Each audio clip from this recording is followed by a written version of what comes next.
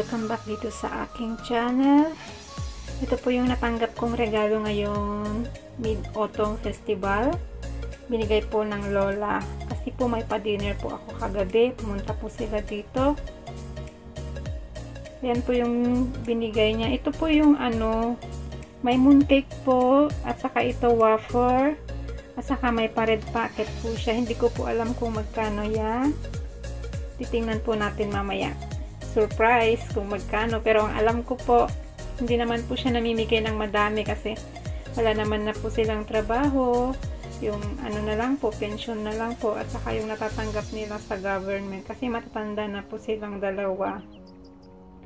Ito po yung ito po yung lagayan ng tawag nito, mask.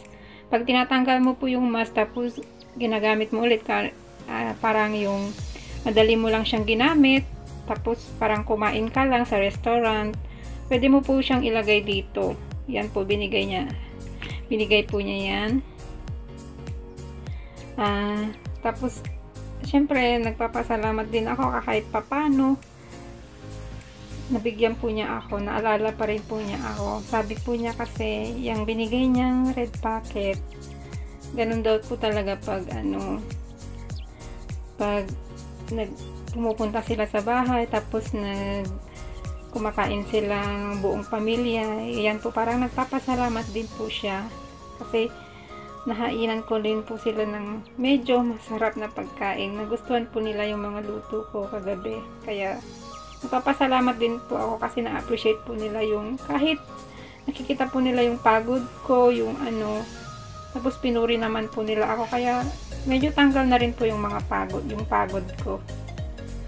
Okay naman sila, kaso lang late na matulog, ganun po yung dito, kaya at saka sobrang madaming trabaho. Kaya, pero nagtitiis pa rin naman na para sa mga anak ko. Niisip ko lang kasi ako lang yung bumubuhay sa kambal, kaya nagtitiis lang muna ako. Pansamantala. Pag nakapag-ipon-ipon na, uuwi na sa Pilipinas para magnegosyo. Ganun po yung nasa isip ko. Kaya, tiis lang muna hanggang ngayon. Thank you po, Lola, sa binigay mo.